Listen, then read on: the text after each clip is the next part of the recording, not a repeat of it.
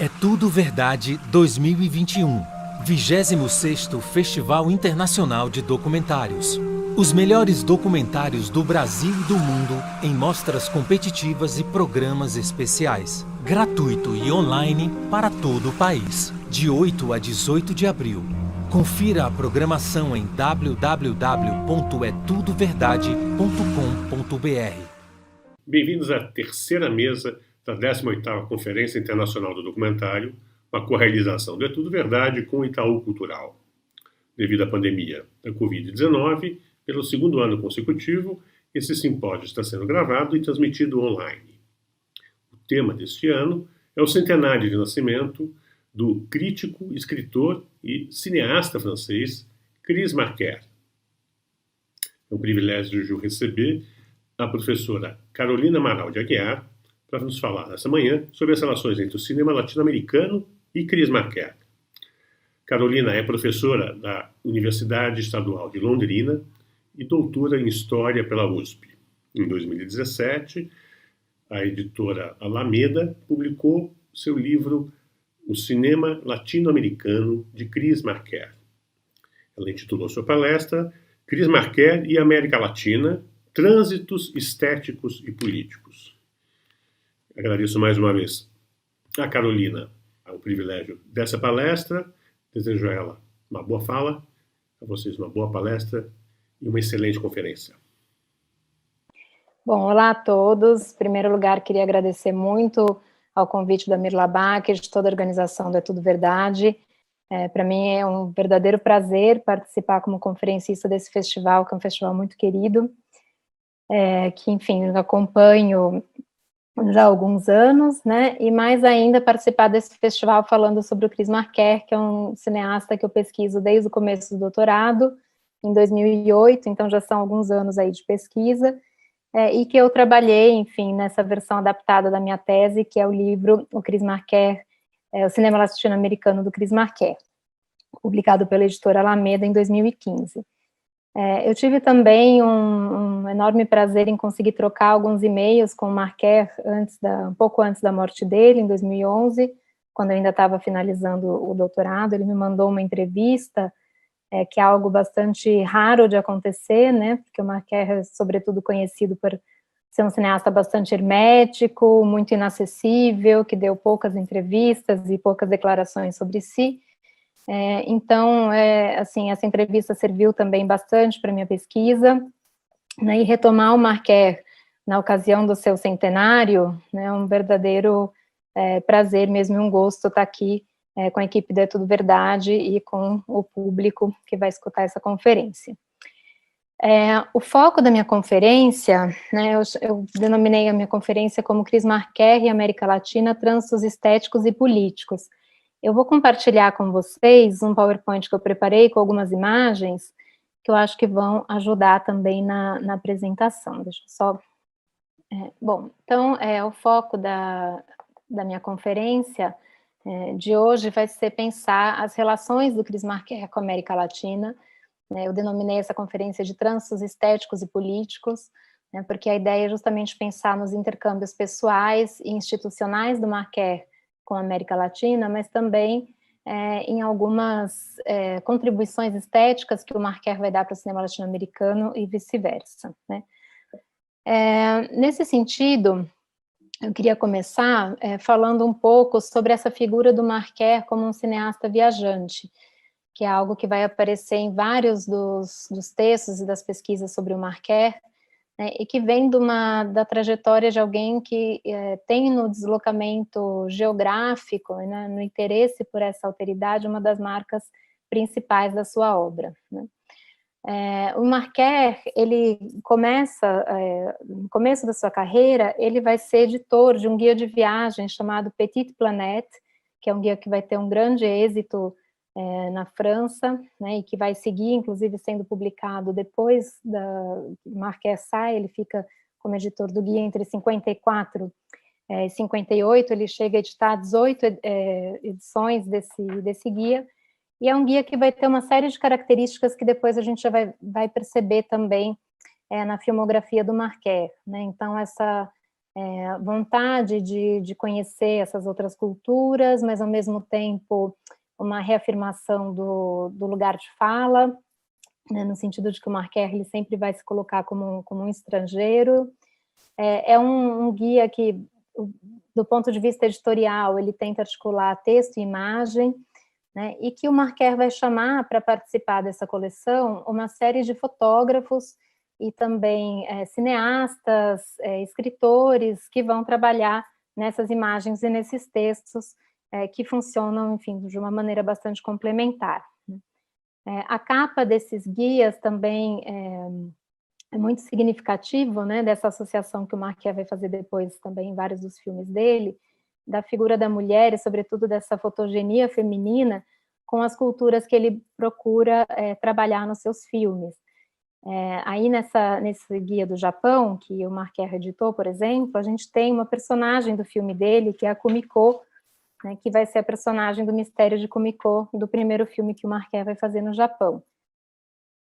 E essa coleção, ela também tem esse viés ensaístico, né, que é tão característico dos filmes do Marquer. Se a gente pensar também, então, no Marquer como esse cineasta viajante, a gente vai ver que esse enfoque está em vários dos filmes dele. Vários dos filmes dele vão funcionar como espécies de diários de viagem, diários sempre também com essa marca do ensaio como uma forma de expressão, e nessa articulação, né, complementar entre imagem e texto, né? Então, aqui eu trouxe alguns exemplos dos filmes que talvez sejam aqueles mais paradigmáticos desse olhar viajante do Marquer, né? Então, Domingo em Pequim, O Mistério de Kumiko, Carta da Sibéria, Cuba-Si, que é um filme que eu vou falar bastante aqui hoje, e Se Eu Tivesse Quatro Dromedários, e Sem Sol, né? Embora em outros filmes do Marquer também a gente veja essa característica de uma espécie de diário de viagem, esse interesse pela alteridade, né, o ensaio como um estilo narrativo, né, que a gente já via ali no Petit Planète, que a gente vai ver também no cinema do Marquer, e que vai aparecer nesses filmes da América Latina que eu vou tratar aqui hoje. Na obra fotográfica do Marquer, isso também está presente. Eu trouxe aqui 3 exemplos de fotolivros que o Marquer publicou em diferentes momentos da carreira dele, e que também tem, né, uma série de elementos que a gente já via ali na coleção do Petit Planète, né? Então, o livro Coréenne, da década de 50, Le DPI, e Staring Back, que já é um livro bem mais recente, que o Marquer vai juntar uma série de fotos que ele tirou ao longo aí de toda a sua carreira. Em relação aos vínculos do Marquer com a América Latina, especificamente, esse vínculo ele vai se dar, sobretudo, com 2 países que são países também bastante importantes do ponto de vista político, né, e que vão ter um impacto muito forte na intelectualidade mundial e, sobretudo, na intelectualidade europeia dos anos 60 e 70, que é Cuba e o Chile, né? Cuba, pela questão da Revolução Cubana, né, de 59, e posteriormente a declaração do caráter socialista da Revolução, que vai suprir uma espécie de carência, vamos dizer assim, ideológica da intelectualidade internacional, né, por conta do questionamento da União Soviética, né, da divulgação dos crimes de Stalin. Então, a Revolução Cubana ela vai ter um impacto muito positivo para a intelectualidade europeia, sobretudo para a intelectualidade francesa, né? Acho que talvez um dos exemplos mais citados desse interesse da intelectualidade francesa por Cuba é a visita que o Sartre e a Simone de Beauvoir vão fazer a Cuba logo depois da Revolução. E o Marquer vai ser, então, um desses nomes que vai se interessar pela Revolução Cubana, que vai viajar a Cuba para acompanhar de perto esse processo, e ao longo da década seguinte inteira, né, pelo menos até o começo dos anos 70, ele vai estabelecer um contato muito forte com o cinema cubano, né, sobretudo com o Instituto Cubano de Arte e Indústria Cinematográfica, com o ICAIC. No caso do Chile, né, a gente tem também um processo político, né, que é a eleição do Salvador Allende, em 1970, que vai ser comentado mundo afora pelo fato de que você tinha pela primeira vez, né, um presidente socialista, marxista, que chegava ao poder pelas urnas e por uma união de partidos de esquerda que envolvia os dois principais partidos, o Partido Socialista e o Partido Comunista. O Chile do Allende, de alguma forma, ele respondeu a um certo anseio de uma,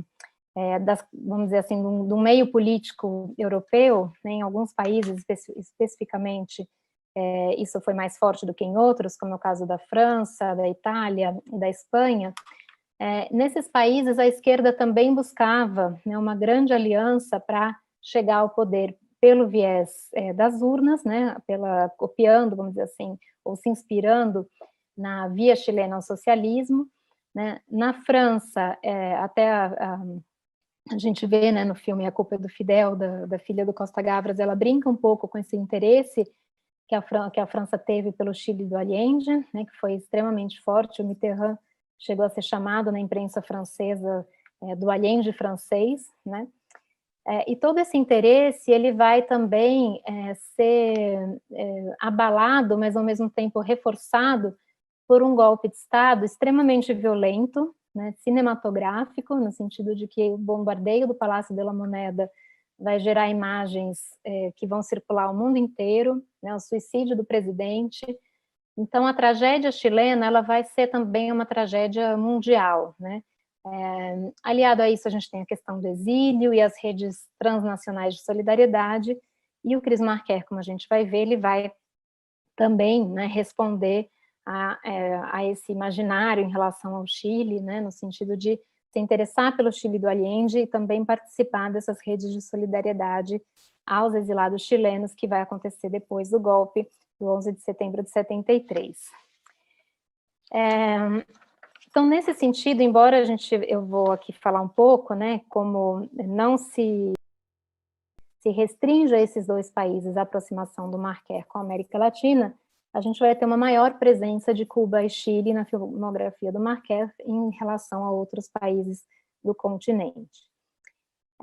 A primeira aproximação, vamos dizer assim, física do Marquer com a América Latina, ela é muito controversa, né? No DVD E-Memory, como vocês sabem, o Chris Marker foi um grande entusiasta das novas mídias, então ele vai, DVD não, CD-ROM, né, a novidade ainda era mais para trás, um passo para trás. No CD-ROM e Memory,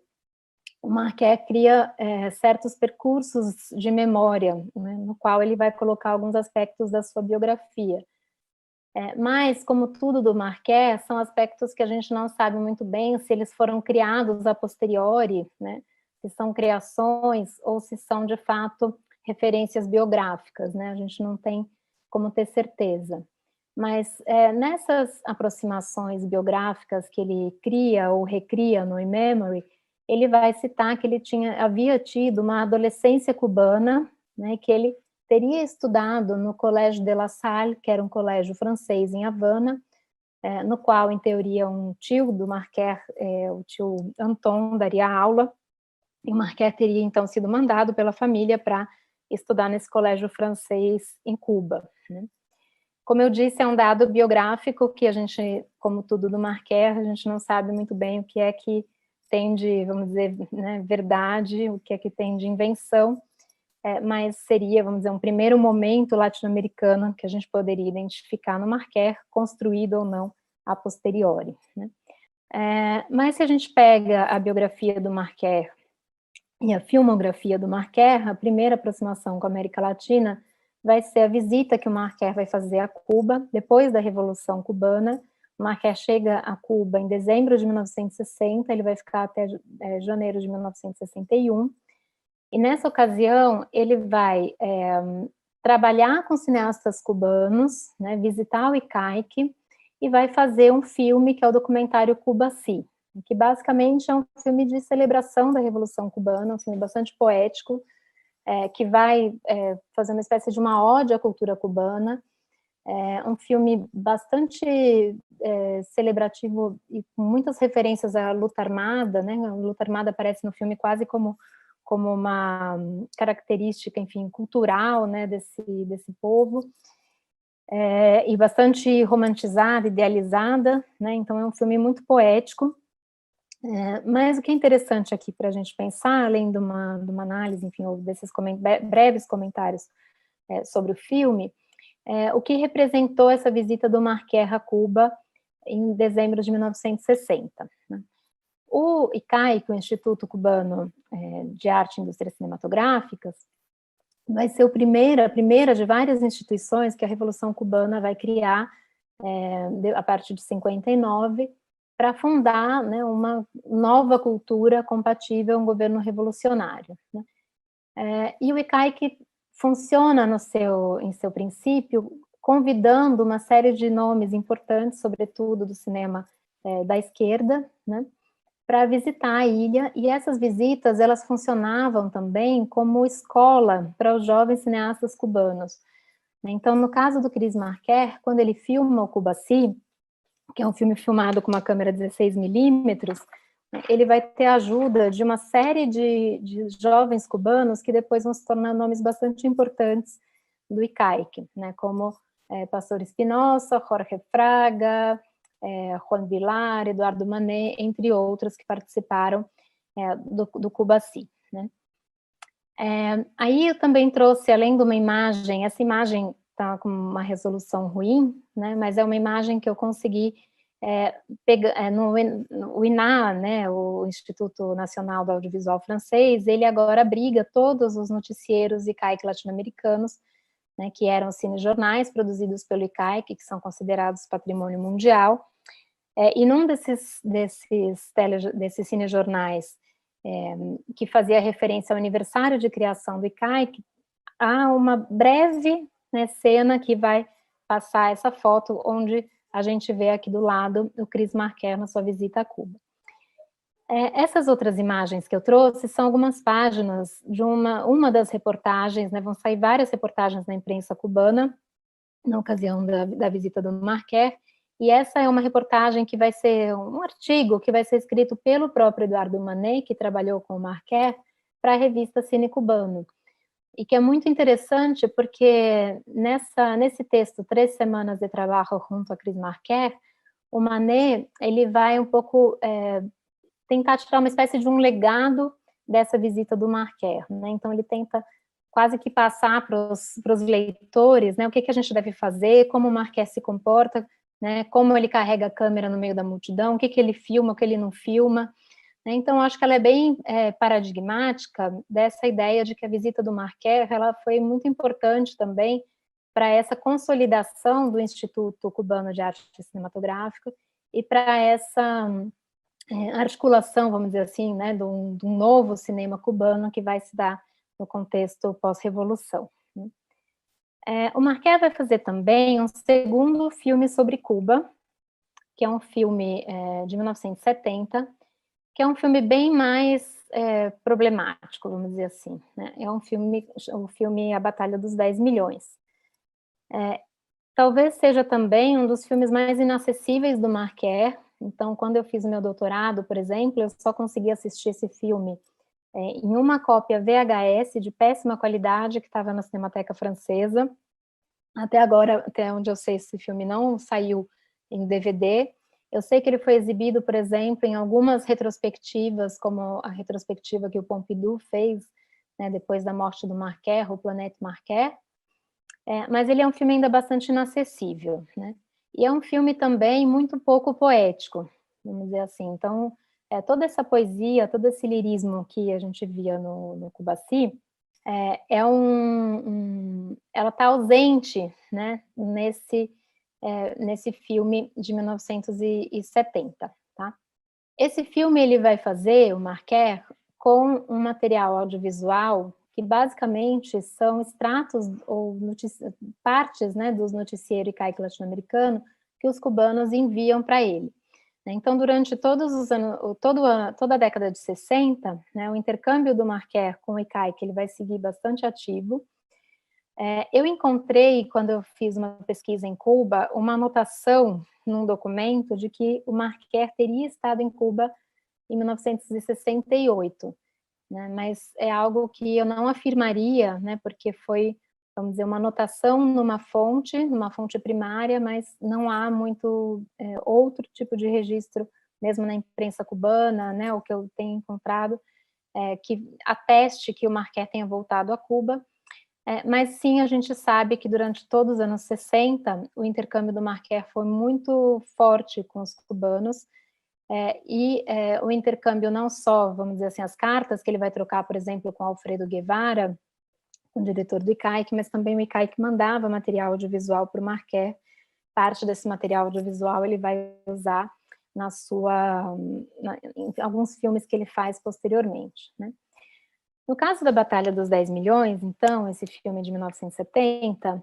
é um filme que ele toca num ponto muito delicado, né, para a Revolução Cubana, né, que é o episódio que ficou conhecido como a Batalha dos 10 Milhões,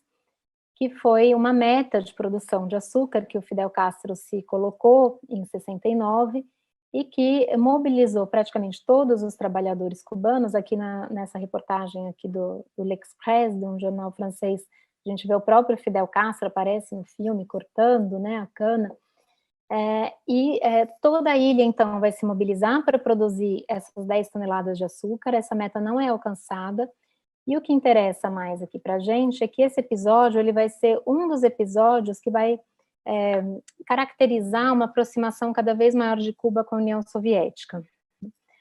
Além da Batalha dos 10 Milhões, a gente tem outros episódios no final dos anos 60 que marcam essa aproximação de Cuba com a União Soviética e que vão ser fundamentais para que uma parte da intelectualidade europeia e da intelectualidade francesa rompam com o governo do Fidel. Então, a gente tem, por exemplo, né, o começo da polêmica, que depois vai ser conhecida como caso Padilha, né, que eu não vou aqui me alongar, né, mas que foi a prisão do jornalista Padilha, que depois, quando é libertado finalmente, em 71, ele faz uma autocrítica, né, que é vista por muitos intelectuais como uma autocrítica forçada. O próprio Marquer, ele escreve uma carta no começo dos anos 70 para o Alfredo Guevara, onde ele vai tocar nesse ponto e onde ele demonstra a sua insatisfação com o caso Padilha. A gente tem também o apoio do Fidel Castro à invasão da Tchecoslováquia, em 68, que também é um ponto que vai afastá-lo de boa parte da intelectualidade europeia. Então, esse filme, A Batalha dos 10 Milhões, ele é um filme feito num momento bastante delicado, em um momento de ruptura em relação a esse grande interesse que a Revolução Cubana havia causado na intelectualidade europeia. Apesar disso, Marquer vai fazer um filme muito engajado na defesa a Cuba, né, o que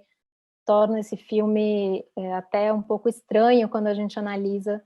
as posições políticas do Marquer, né? Então, Marquer, ele faz um filme voltado claramente para os intelectuais franceses, no qual ele vai defender, ele chega a falar, por exemplo, no texto, né, que a gente não pode desprezar, vamos dizer assim, né, faz essa analogia de que a gente não pode desprezar Cuba como se fosse uma atriz que ficou velha, né, algo assim, a metáfora que ele usa.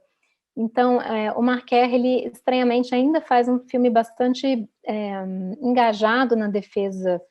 de Cuba, embora é um filme que ele procura trazer alguma autocrítica, né, mas sem abandonar, vamos dizer assim, Cuba. Algo que ele vai incorporar um discurso muito crítico ao Fidel Castro no filme O Fundo do Ar é Vermelho, em que Cuba vai ser um tema constantemente presente nesse documentário, né? E o Marquer, inclusive, ele vai trabalhar a imagem do Fidel Castro reutilizando algumas imagens que estão nesses filmes anteriores, no Cubaci, na Batalha dos 10 Milhões, né, e ele vai fazer passa uma imagem do Fidel muito mais congelada, né, literalmente. Ele tem toda uma sequência onde ele mostra, por exemplo, o Fidel Castro tentando mexer os microfones, né, e quando ele vai defender a invasão da Tchecoslováquia, que é uma imagem que está no fundo do Ar Vermelho, o microfone não se move, né, então, ou seja, já em 78, essa autocrítica, essa crítica a Cuba vai aparecer, e a autocrítica, se a gente pensar que a crítica a Cuba é feita, inclusive, por meio de uma revisita das próprias imagens que o Marquer tinha feito. Nessa fase cubana, a gente pode situar também os 2 filmes que o Marquer fez sobre o Brasil. São curta-metragens, documentários curta-metragens, que ele fez, que integram uma série, né, do qual o Marquer é um dos diretores, uma série bastante situada nesse cinema coletivo do Marquer do final dos anos 60, que é a série On vous parle du, né, e aí a gente tem o On vous parle du Brésil, Torture, que é um filme de 69, e Carlos Marighella, um filme de 70. O primeiro filme, On vous parle du Brésil Torture, né, ele vai mostrar uma série de entrevistas com exilados brasileiros que se encontravam em Cuba e que haviam sido trocados pelo embaixador estadunidense, o Charles Elbrick, na ocasião do sequestro, né? Esse filme, ele é basicamente, né, em termos de imagem, uma reedição de um noticiero icaique latino-americano, né? Ou seja, embora ele seja um filme sobre o Brasil, ele também é muito importante para a gente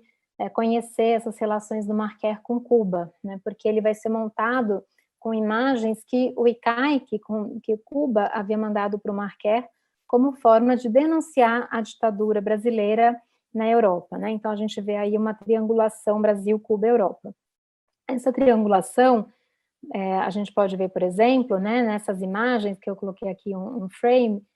mas que são imagens audiovisuais, sequências audiovisuais do enterro do estudante Edson Luiz, né, que foi morto pela ditadura, e que foram imagens filmadas pelo Escorel, que saíram clandestinamente do Brasil para Cuba, e que Cuba vai mandar também, então, para o Chris Marquer, que utiliza essas imagens nesse filme de denúncia da tortura aqui no Brasil. O filme do Marighella, ele é um filme que ele vai ser montado também com imagens mandadas por Cuba, mas também com uma entrevista gravada com um exilado brasileiro que se encontrava na França, que é um exilado que ele não aparece identificado no filme. Há toda uma série de mecanismos que o Marquer vai utilizar para deixar essa identidade encoberta, mas ele fala em francês, então uma entrevista que foi gravada já na França, e as imagens de arquivo, então, são imagens que o Marquer ou vai encontrar na imprensa francesa ou que foram enviadas diretamente por Cuba, como é o caso das imagens do Escorel, feitas no enterro do Edson Luiz. Em relação ao Chile, o Marquer ele tem um primeiro contato indireto com o Chile em 62,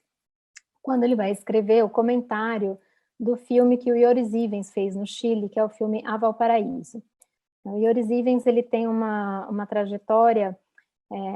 de viagens que ele vai fazer ao Chile durante os anos 60, ele chega a fazer 2 filmes no Chile, 3 filmes, na verdade, um curta-metragem sobre o circo em Valparaíso, esse filme é Valparaíso, e um filme que é um filme que, né, há muito tempo eu procuro, nunca consegui assistir, não sei aonde pode ter uma cópia integral, que é um filme onde ele vai cobrir a primeira campanha presidencial do Allende. Esse filme A Valparaíso é um documentário repleto de mise-en-scène, né? Um documentário bem poético que o Joris Ivens faz sobre a cidade de Valparaíso, no Chile, e todo o texto, né, que é um texto que vai ser proferido pela voz-over, foi escrito pelo Chris Marquer a partir das imagens do Joris Ivens, né? Apesar dessa experiência, vamos dizer, chilena anterior, o Marquer ele vai ter um primeiro contato com o Chile só nos anos 70, em 72, já durante o governo da Unidade Popular, durante o governo Allende, quando o Marquer viaja para o Chile acompanhando Costa Gavras. O Costa Gavras, ele filmou no Chile o filme Estado de Sítio, né? Então, se a gente for pensar aí nos intercâmbios, nas triangulações, no transnacional, a gente tem um objeto muito interessante que é esse filme Estado de Sítio, né, que é um filme, enfim, de um cineasta grego radicado na França, que vai falar sobre o Uruguai, mas que é filmado no Chile do Allende, né? E o Marquer, então, ele acompanha o Costa Gavras, né, quando o Costa Gavras vai filmar o Estado de Sítio, com a intenção, segundo as palavras dele, né, de fazer um documentário sobre o governo de Salvador Allende. Quando Marquer estava no Chile, ele assistiu no cinema um filme que havia acabado de ser estreado, que é o filme O Primeiro Ano, do Patrício Guzmán.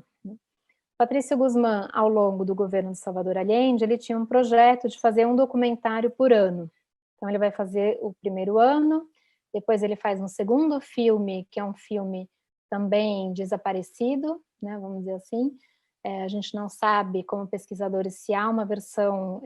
íntegra desse filme ou se esse filme foi desmantelado, né, mas é um filme também, vamos dizer assim, ausente, né, até o momento. E o Patricio Guzmán estava fazendo, né, também um terceiro filme, que ficou conhecido como, na época, como El Terceranho, né, um projeto El Terceranho, que é o filme que grande parte das imagens vai ser utilizado na Batalha do Chile, já que ele não chega a concluir um filme sobre o terceiro ano do governo Allende por conta justamente do golpe de Estado. O Marquer, então, quando ele assiste esse primeiro filme do Patricio Guzmán, ele decide não fazer um documentário sobre o Salvador Allende, mas atuar como um distribuidor do filme do Guzmán na França. Então, eu até trouxe aqui uma imagem de quando o filme La Première Année vai ser estreado na França, em 73, e é muito interessante também, porque eu pude trabalhar com a cópia do primeiro ano do Guzmán e a do Marquer, e há algumas mudanças, né? Não diria significativas, mas o Marquer não só, ele e a produtora dele, né, foram os distribuidores do filme no mundo francófono, como também essa versão francesa, La Première Année, ela tem algumas mudanças, como a introdução de um prólogo, feito pelo próprio Marquer, que é um prólogo explicativo, que procura situar o Chile, né, para o público francês. Ele faz uma série de cortes para que o filme fique também um pouco mais dinâmico e insere alguns trechos em voz-over, que são trechos bastante explicativos, mas também com essa ideia de situar o público francês nesse debate chileno. Algumas curiosidades sobre essa versão francesa que são bastante interessantes. Por exemplo, né, o Chris Marquer convidou os trabalhadores ligados ao grupo Medvedkin para narrarem, né, a voz dos trabalhadores chilenos, né? Então, também há toda uma adaptação do texto do espanhol para o francês, e as pessoas que o Marquer vai escolher para fazer essa dublagem são pessoas também escolhidas a dedo, vamos dizer assim, né? Inclusive os trabalhadores franceses vão fazer a voz dos trabalhadores chilenos. Também nessa mesma época, né, o Chris Marquer, ele vai, a produtora do Marquer, que se chama Slow, né, até 74, e depois vai passar a se chamar Iskra, começa a distribuição do filme A Resposta de Outubro, que era esse segundo filme que o Guzmán fez no governo do Salvador Allende. A documentação que eu encontrei não permite a gente saber se de fato chegou a ser concluída uma versão francesa do filme, eu acredito que não, por conta do golpe, né, mas há uma série de contratos que mostram que a Slow e a SK, né, aí no caso até 73 a Slow, distribuiria o filme no mundo francófono. Né, quando o Chris Marquer morreu, em 2012, o Patricio Guzmán escreveu um texto que circulou bastante na internet, circulou acho que também em português, né, mas em espanhol circulou em vários meios, onde ele fala justamente da importância que o Chris Marquer teve nesse período para ele, né, e onde ele vai enfatizar também o fato de que o Chris Marquer mandou película virgem para que ele pudesse filmar as imagens que depois comporiam a Batalha do Chile. O Chile passava por uma crise de importações por conta dos bloqueios, né, sobretudo os bloqueios estadunidenses,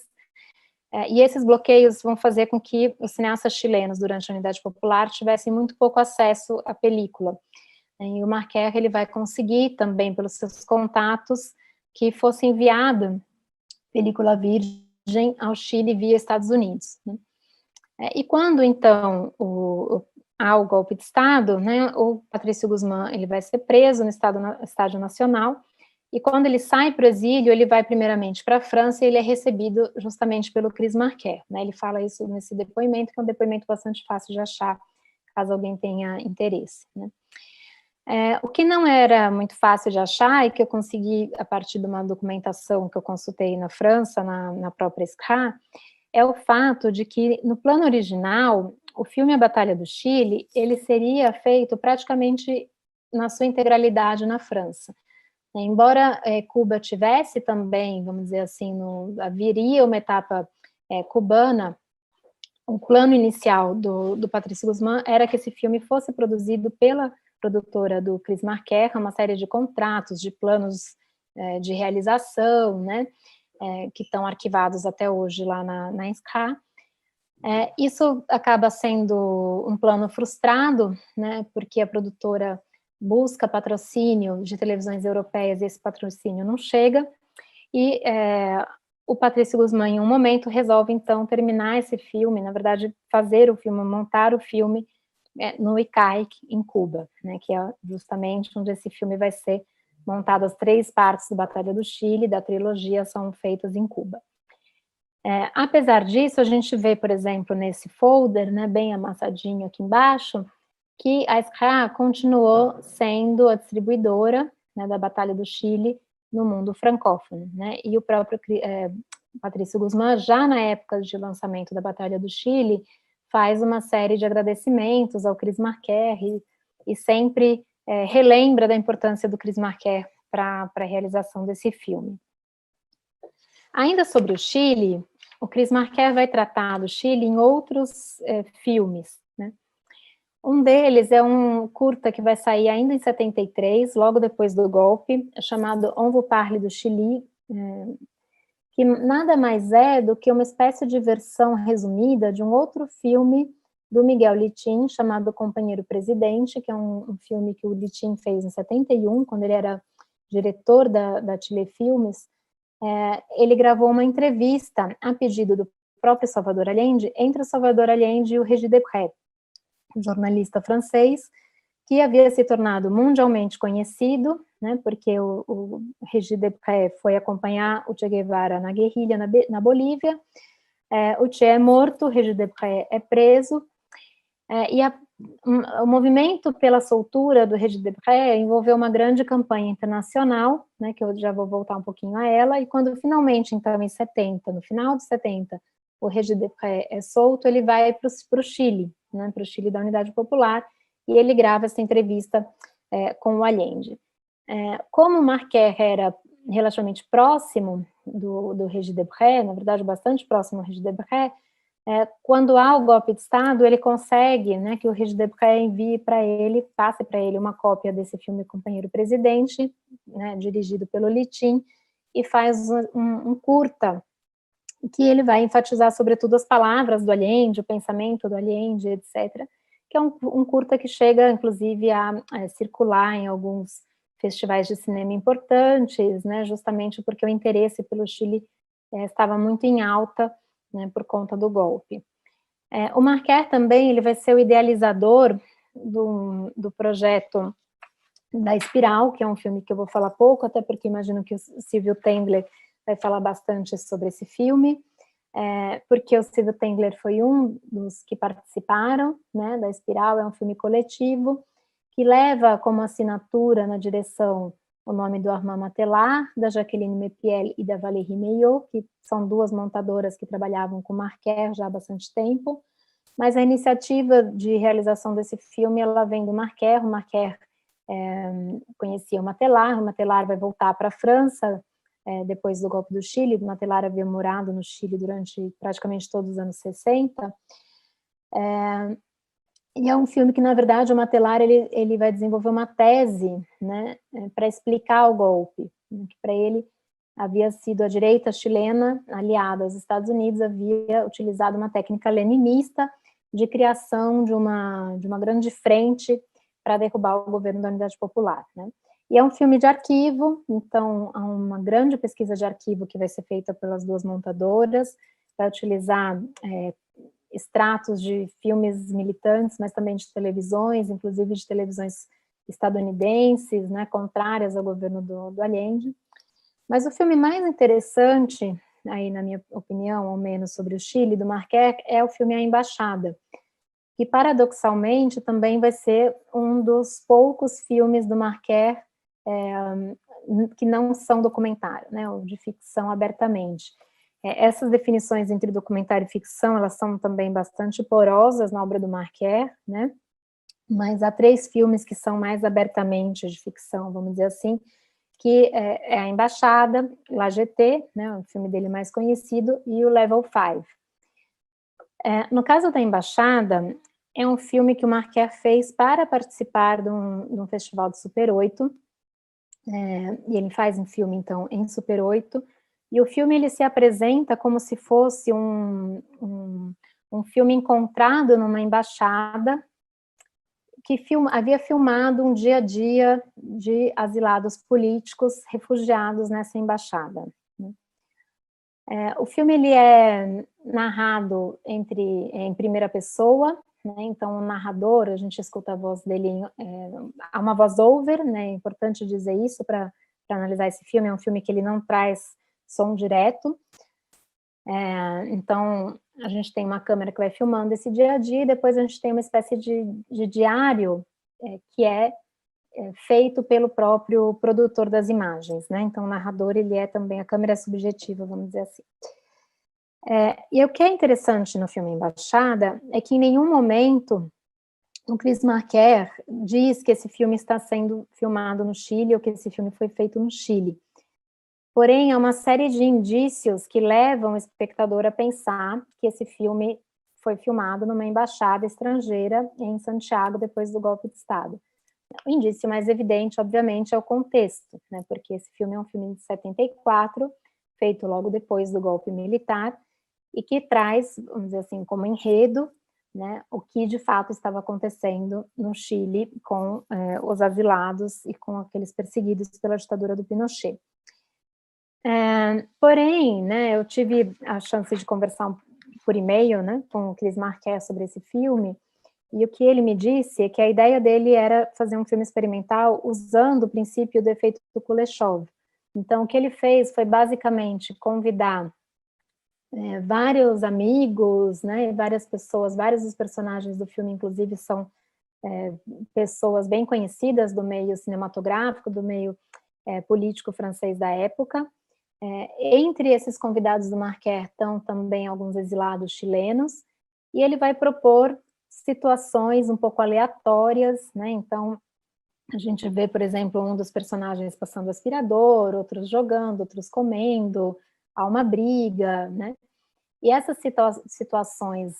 confinadas, vale também dizer que o filme ele não tem,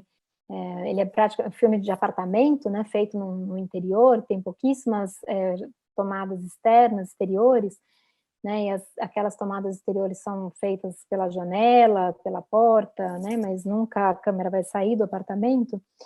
Então, esse confinamento que o Marquet produz, ele vai, a partir dessas situações aleatórias, depois construir um texto, que é o texto da voz-over, que vai dar um sentido para essas imagens, né. Então, o texto, né, que é construído posteriormente, e a montagem, são os 2 elementos que vão construir um sentido, que é um sentido que aponta para o que acontecia no Chile na época.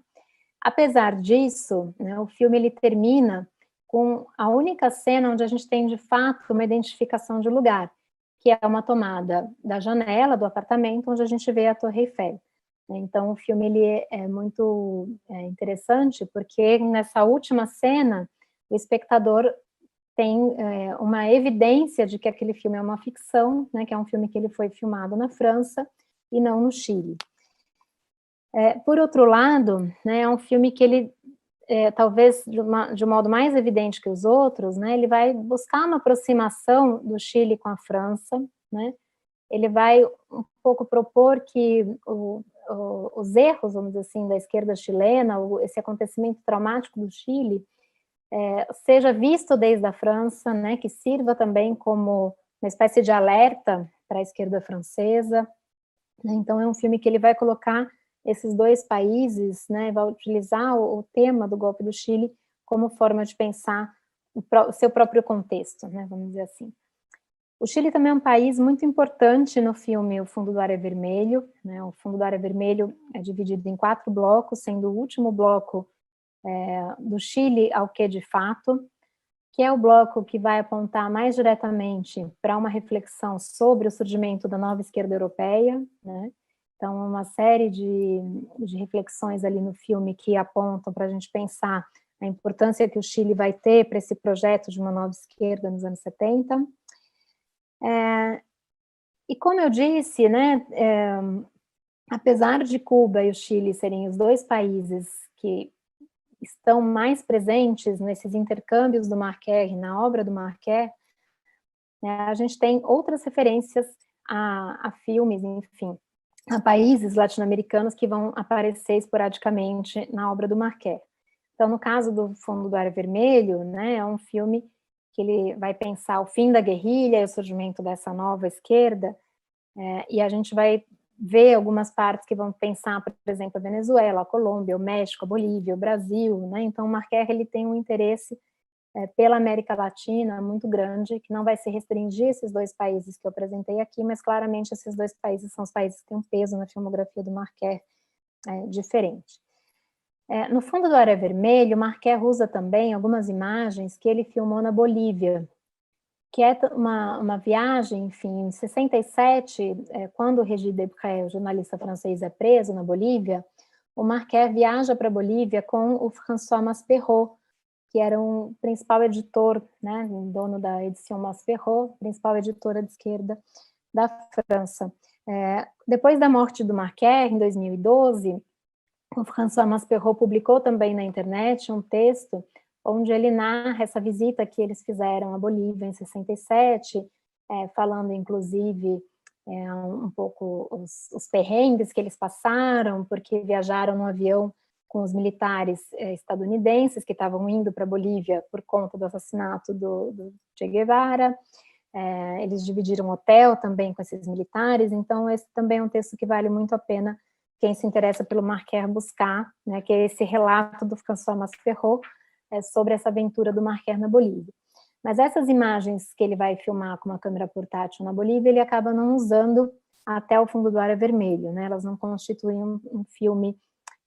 específico, não é um filme específico do Marquet sobre a Bolívia, mas elas vão ser utilizadas depois. Uma última visita, vamos dizer assim, ou uma última presença latino-americana na obra do Marquet que gostaria de citar,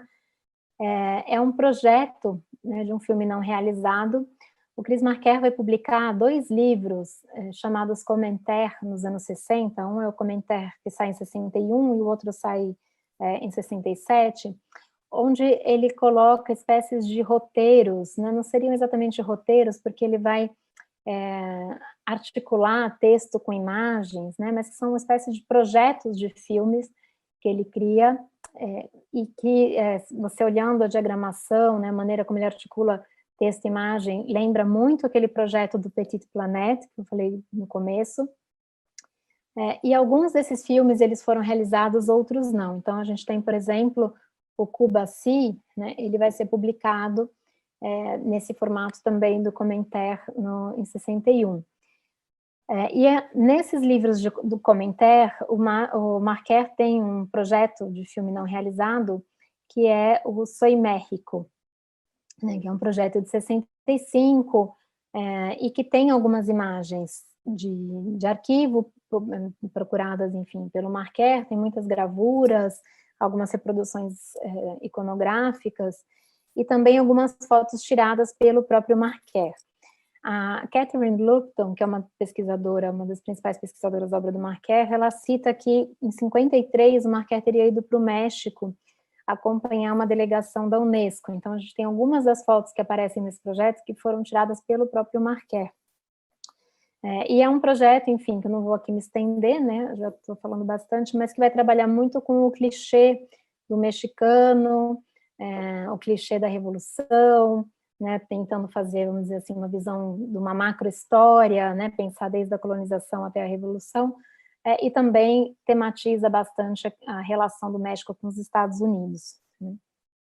que também é um país que, se a gente fosse estender para além da América Latina, né, pensar a América, que a princípio até era a minha ideia nessa conferência, mas eu acabei cortando para não me estender tanto,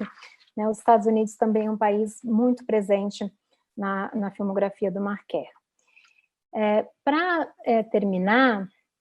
primeiro eu queria dizer que não foi a minha intenção aqui, e eu acho que esgotar, né, essas relações do Chris Marker com a América Latina, nem no livro, inclusive, que eu publiquei. Ao contrário, né, eu acho que tem outras relações que ainda poderiam ser pesquisadas. A produtora do Marker, ela vai distribuir na Europa filmes militantes de vários cineastas latino-americanos, como, por exemplo, do Carlos Álvares. Então, a Slow, por exemplo, vai distribuir o documentário Um Dia Eu Pregunté. Também há certas cenas dos filmes do Carlos Álvares no fundo do Área Vermelho, né, sobretudo do que é a democracia. Né? Então, há outros contatos do Marker com a América Latina, que com certeza eu acho que ainda precisam ser melhor mapeados, se não dele, ao menos da produtora, né? E o que eu queria terminar a minha conferência enfatizando, né, que o Marker, ele vai ser um ator bastante importante nessas conexões do cinema europeu e do cinema latino-americano, sobretudo nos anos 60 e 70, ele vai ser importante para a distribuição de filmes, né? A gente viu que ele vai ter um papel importante, inclusive, de recebimento desses exilados, como foi o caso do Patrício Guzmán, ou de outros latino-americanos que vão para a Europa nessa época. Ele vai ser importante também para a consolidação de certas instituições cinematográficas na América Latina. Os dois casos mais emblemáticos são o do ICAIC e da Escola de Artes e Comunicação, que produziu os filmes do Patrício Guzmán. Né? Então, a produtora do Marker vai ter uma série de contratos, né, e vai atuar ajudando essa consolidação dessas instituições latino-americanas de cinema. Mas, por outro lado, também, né, a América Latina ela foi muito importante em termos de discurso político na obra do Marker. Né? Então, quando eu publiquei o livro, o meu orientador na França foi, no tempo que eu fiz o doutorado na França, foi o Olivier Compagnon, e ele escreveu na orelha uma expressão, né, de que os anos 60 e 70 foram um momento latino-americano na França, né, e na Europa, de um modo geral. Né? Então, eu acho que o Chris Marker ele é muito importante para a gente entender esse momento latino-americano, né, e esse momento em que a América Latina ela esteve no centro das discussões políticas mundiais, né, não só das esquerdas, mas sobretudo das esquerdas, né, e inclusive motivando, né, uma reflexão e uma autocrítica, né, dessa intelectualidade europeia,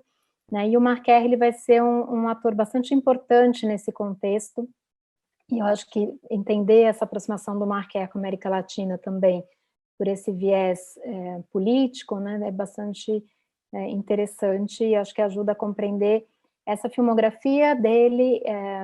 que se relaciona com outras características da filmografia, né, que ultrapassam, vamos dizer assim, o político, né, que vão para um interesse pela autoridade, um interesse pela diferença, um interesse pelo deslocamento, pela construção de pontes, de cartografias e etc. Então, eu acho que é isso que eu queria apresentar. Vou terminar agradecendo mais uma vez ao convite do É Tudo Verdade. De fato, foi assim, um momento de respiro, né,